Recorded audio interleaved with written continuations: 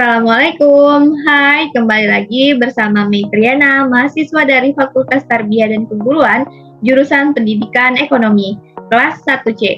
Nah, pada video ini saya akan menjelaskan mengenai hubungan antara pasar, permintaan, dan penawaran, serta apa saja contohnya.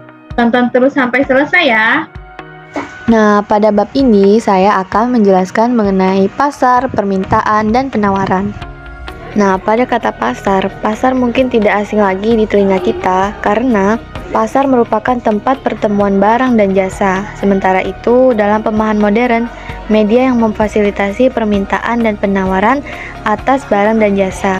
Nah, dalam pasar tersebut pasti akan terjadi interaksi antara penjual dan pembeli sehingga terjadilah kesepakatan dan melaksanakan proses jual beli. Nah, adapun pengertian lain mengenai pasar, di mana pasar tersebut telah mencapai titik keseimbangan pasar. Titik keseimbangan ini juga disebut dengan equilibrium. Lalu, apa syarat keseimbangan pasar tersebut?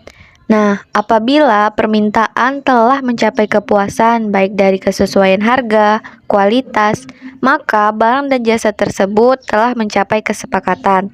Atau juga bisa dibilang dengan jumlah barang yang ditawarkan sesuai dengan jumlah yang tersedia. Jadi di sistem pasar ini akan terjadi kesepakatan apabila terjadi yang namanya tawar-menawar. Nah, adapun fungsi dari pasar itu sendiri adalah menetapkan nilai untuk mengukur harga barang dan jasa yang diproduksi, mendistribusikan produk, menyediakan barang dan jasa untuk keperluan di masa yang akan datang. Nah, selanjutnya ada mekanisme pasar. Mekanisme pasar adalah mekanisme untuk menentukan tingkat harga berdasarkan kekuatan permintaan dan penawaran. Nah, dengan kata lain, harga yang dibentuk oleh mekanisme pasar bergerak secara bebas sesuai hukum permintaan dan penawaran. Harga akan rendah jika supply lebih besar daripada demand. Begitu pula sebaliknya. Mekanisme pasar ini lebih menyeimbangkan antara permintaan dan penawaran, sehingga tidak ada kelebihan ataupun kekurangan stok. Nah, oleh karena itu, jumlah barang yang ditawarkan juga dalam satu periode tertentu harus sama dengan barang yang dipinta. Nah, selanjutnya ialah mekanisme harga. Mekanisme harga adalah proses tarik-menarik antara konsumen dan produsen baik dari pasar output ataupun pasar input. Dengan demikian, harga ditetapkan melalui negosiasi antara pembeli dan penjual ataupun permintaan dan penawaran. Nah, negosiasi tersebut membentuk harga yang berimbang atau juga bisa kita sebut dengan keseimbangan dan lebih dikenal dengan equilibrium. Nah, adapun beberapa tujuan dari penetapan harga. Yang pertama, mendapatkan laba maksimal untuk memenuhi tujuan jangka pendek. Yang kedua, meningkatkan pangsa pasar. Yang ketiga, meningkatkan mutu atau kualitas produk. Yang keempat, menciptakan nilai kompetitif. Yang kelima, menyesuaikan faktor-faktor yang mempengaruhi. Nah, adapun beberapa faktor yang mempengaruhi. Yang pertama, estimasi permintaan terhadap barang dan jasa. Yang kedua, reaksi persaingan. Nah, adapun beberapa metode penetapan harga. Pertama, metode harga pasar. Yang kedua, metode biaya plus. Yang ketiga, metode margin kontribusi. Yang keempat, metode laba maksimal. Yang kelima, metode tingkat pengembalian atas modal. Selanjutnya adalah permintaan. Permintaan adalah sejumlah barang dan jasa yang diinginkan konsumen untuk dibeli atau dimiliki pada berbagai tingkat harga yang berlaku di pasar dan waktu tertentu. Adapun hukum permintaan itu sendiri adalah apabila harga mengalami penurunan, jumlah permintaan akan meningkat dan begitu pula sebaliknya.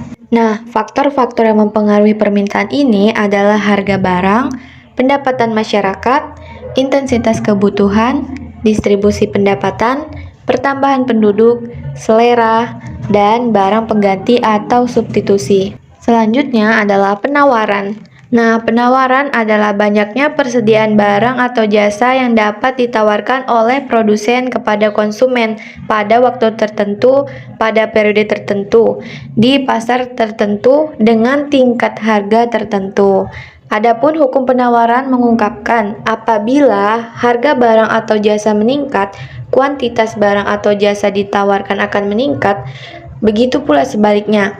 Dengan demikian, ada hubungan positif antara tingkat harga dan kuantitas barang yang ditawarkan. Nah, lalu kesimpulannya adalah apa sih hubungan pasar, permintaan, dan penawaran, serta apa saja contoh-contohnya. Nah, dari beberapa penjelasan mengenai pasar, permintaan, dan penawaran dapat kita simpulkan bahwa hubungan antara pasar, permintaan, dan penawaran sangat erat kaitannya, apalagi di dalam dunia pemasaran, karena dapat mempengaruhi perdagangan. Dengan kata lain, pasar, permintaan, dan penawaran merupakan tempat terjadinya transaksi antara penjual dan pembeli, di mana penawaran merupakan penjual dan permintaan merupakan pembeli yang merupakan memilih. Nah, ketiganya saling berinteraksi untuk mendapatkan kesepakatan atau keinginan yang diinginkan.